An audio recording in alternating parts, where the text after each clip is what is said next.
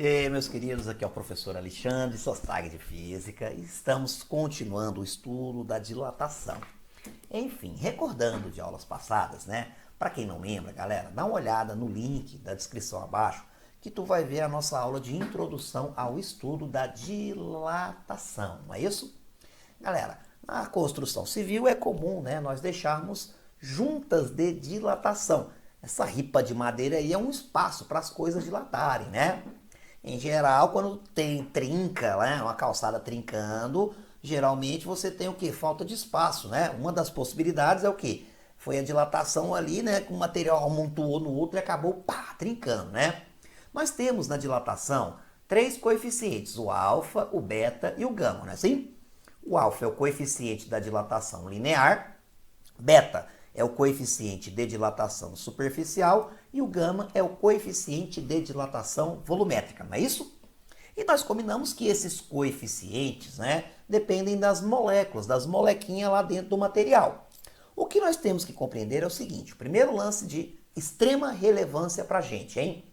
As três leis da dilatação, a lei da dilatação linear, a lei da dilatação volumétrica e a lei da dilatação superficial, elas nos dizem que a dilatação de um corpo é diretamente proporcional ao seu coeficiente de dilatação.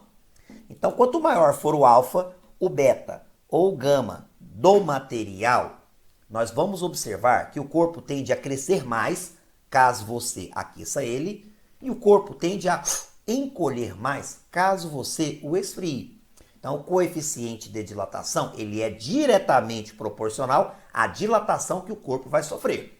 Materiais com maiores coeficientes de dilatação tendem a ter, no caso do aquecimento, um maior aumento em suas dimensões. Se essas duas barras aí, essa de aço e essa de cobre, têm as mesmas dimensões a uma certa temperatura, mano, eu estou observando aqui, né, que o coeficiente do cobre, o 17, é maior que o 11 do aço. Ambos têm a mesma potência de 10, não é isso? Isso me diz que se eu aquecer esses dois materiais, a de cobre ela vai dilatar, vai crescer mais do que a de aço. Então, o coeficiente de dilatação de um material é diretamente proporcional ao quê? Ao quê? À sua dilatação, ao seu aumento caso a gente aqueça o material. O reverstress também vale, galera. Cuidado, hein? Eu tenho alumínio e ferro aí. Se eu esfriar esses materiais, se eu diminuir as suas temperaturas, eles vão encolher, não é assim? E aí o alumínio, tendo um coeficiente de dilatação maior, isso me diz que ele vai contrair mais. Ah, então quando eu esfriar esses dois materiais, o alumínio encolhe mais, né? Então, quanto maior for o coeficiente de dilatação, alfa, beta ou gama de um material, maior é o aumento em suas dimensões, caso você aqueça ele, e maior vai ser a redução em suas dimensões, caso você reduza a sua temperatura. Prof, isso cai em vestibulares e Enem? Cai, galera. Dilatação é um assunto muito recorrente, tá? Olha esse exemplo aqui. Esse cara teve um pequeno acidente com a motosserra e cortou o osso dele, né? O médico vai lá e conserta colocando um pino de metal, não é isso? Se eu falo que o coeficiente de dilatação superficial do pino é maior do que o do osso, o que isso diz para ti? Cara, se tiver qualquer microaquecimento ali, se aumentar um pouquinho a temperatura ali, o pino vai dilatar mais do que o osso, não é isso? Pode forçar, pode pegar um nervinho ali, né, da pontada de dor. Se eu reduzir a temperatura, o que isso me diz? Ah, que o pino vai querer encolher mais rápido do que o osso. Ah, então essa é a ideia e vale para os três coeficientes. Cara, essa vidraça aí, ó, bonito, né, vidro temperado, mas às vezes acontece desse trem trincar, né? Cara, vidro temperado não é comum, mas às vezes aparecem impurezas ali. Uma delas é o sulfeto de níquel. Se esse material, essa impureza que está no meio do vidro, o sulfeto de níquel, tem um coeficiente de dilatação volumétrico maior do que o do vidro, isso aí não é nada legal, né? Porque se a temperatura aumentar, esse sulfeto vai querer expandir mais do que o vidro. Pode causar microfissuras, pequenas rachaduras e trincar. Vira e mexe, você vê notícia de box de banheiro estourando, não é isso? Resumindo, meninos, tem muitas questões de vestibulares e Enem que vão cobrar a parte conceitual. Não vão te levar para uma atmosfera de cálculos matemáticos. E são tão importantes quanto as questões de cálculo. Vamos fazer 3 exemplos aqui rapidinho. Ó, no estudo de materiais, dos materiais utilizados para a restauração de dentes, os cientistas pesquisam, entre outras características, o coeficiente de dilatação térmica. Se utilizarmos um material de dilatação térmica inadequado, poderemos provocar sérias lesões ao dente, como uma trinca ou até mesmo sua quebra. Nesse caso, para que a restauração seja considerada ideal, o coeficiente de dilatação volumétrico do material de restauração deverá ser. Galera, olha para esse dente aqui, ó. Oh, mas tá meio cariado, bicho, hein? Mas o dentista foi lá e tampou com a obturação, não é isso? Galera, se esse metalzinho aqui tem um coeficiente de dilatação maior do que o do dente, não é nada legal ter isso aí dentro da sua canjica, né? Se tu toma um cafezinho, esse metalzinho aqui vai querer dilatar mais do que o dente. Pode forçar, e tá dizendo no texto que até trincar, né? Aí se eu tomar uma Coca-Cola gelada, os dois encolhem. Esse metalzinho encolher mais do que o dente, vai, já pensou, você toma um café e a obturação cai, né? Não, não vai rolar isso, né? Hoje em dia o dentista usa uma massinha, não é assim? E o ideal, galera, é que ela tenha o mesmo coeficiente de dilatação do que o do dente. Se tem o mesmo coeficiente, os dois vão expandir da mesma maneira, caso aqueça, e encolhe da mesma forma, caso você esfrie. Ah, aqui, ó, a letra tá certinha, né? Ah, o material de restauração deverá ter, ó, igual ao coeficiente de dilatação volumétrica do dente. Facinho, né? Ó, vamos ao segundo exemplo aqui. Essa questão do Enem te mostra uma tirinha e o mano aqui, ó, não consegue desatarrachar a porca. O outro fala que consegue. Fogo da Babilônia, esquenta ela e trups, tira, né? O quadro oferece coeficientes de dilatação linear de alguns metais e ligas metálicas, né? Para permitir a ocorrência do fato observado na tirinha, a partir do menor aquecimento do conjunto, o parafuso e a porca devem ser feitos respectivamente de... Cara, presta atenção aqui, hein? Parafuso, porca, né? Eu vou esquentar, ambos vão dilatar. O parafuso dilata e a porca dilata, não é assim? Galera, eu preciso que o parafuso seja o pior dilatador e preciso que a porca seja o melhor dilatador, né? Que aí ela vai crescer mais e vai se desprender mais facilmente. Ele tá te pedindo, galera, tá? O bagulho onde eu tenho o desatarrachamento, oh, palavrinha zica, com o menor aquecimento. Então nós vamos buscar um casal de materiais que tenha a maior diferença nos coeficientes. A letra A tá falando em aço, mano, ó, e níquel. O parafuso eu vou querer ele com o menor alfa e a porca eu vou querer com o maior alfa. Será que é aço e níquel? Vamos lá, aço e níquel. Então eu vou diminuir 1,3 do níquel menos 1,2 do aço, deu 0,1. Se isso for o maior que eu tiver, eu vou marcar a letra A. A letra B ele fala em alumínio e chumbo.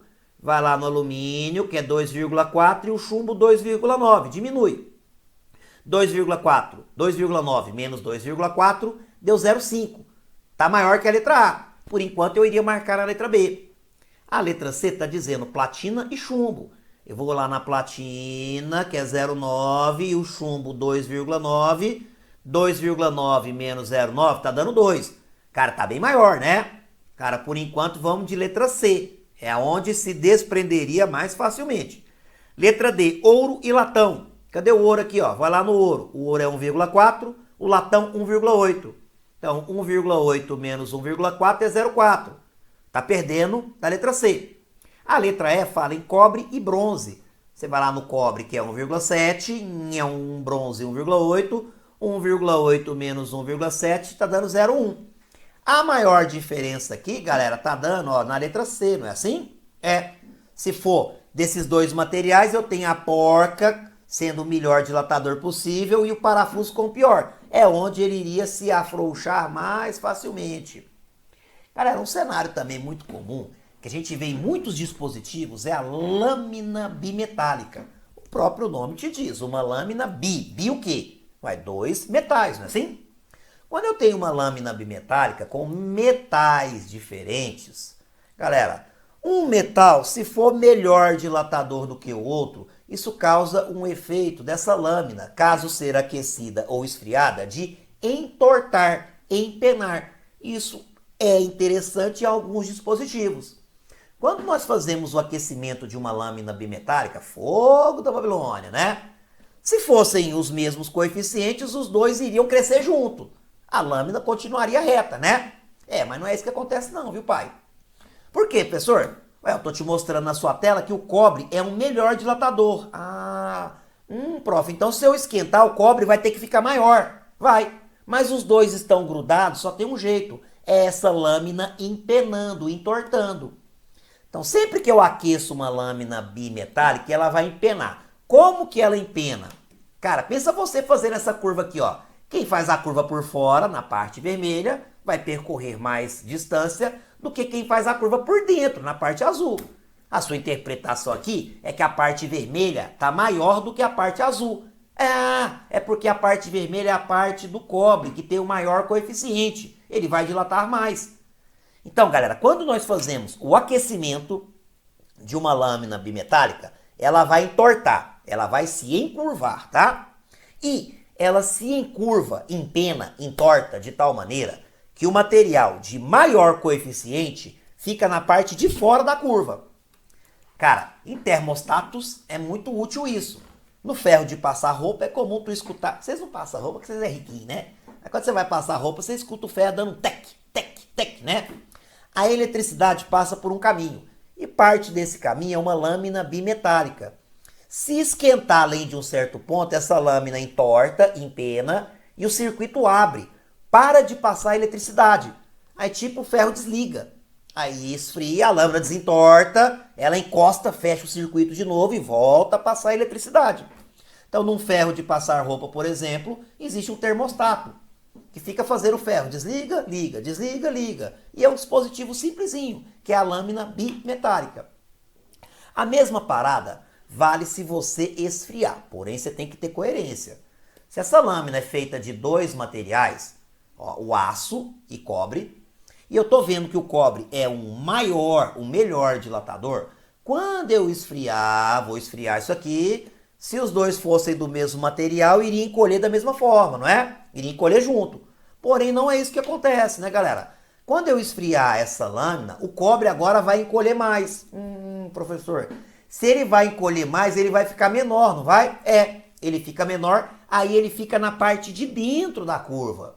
Então, quando a gente esfria uma lâmina bimetálica, ela empena, ela entorta, ela se encurva, de tal maneira que o material de maior coeficiente encolhe mais. E para encolher mais, ele tem que ficar na parte de dentro da curva. Cai, galera, tá? E muitas vezes você tem que parar para pensar, porque aparentemente é uma questão simples e, por exemplo, você está pensando um vestibular para medicina, uma questão que tu erra é a diferença entre você ser ou não aprovado, né? Essa questão aqui, ó, tá dizendo que normalmente encontra-se como invólucro de cigarros no interior do maço uma folha que apresenta duas faces, uma de papel comum e outra de alumínio, coladas entre si.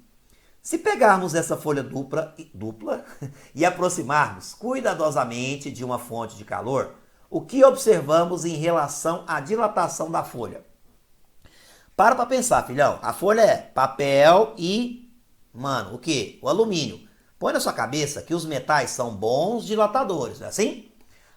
Então o alfa do papel, o papel tem um coeficiente menor e o metal um coeficiente maior. Se eu esquentar isso aqui, fogo da Babilônia, ela vai empenar. Como que ela empena?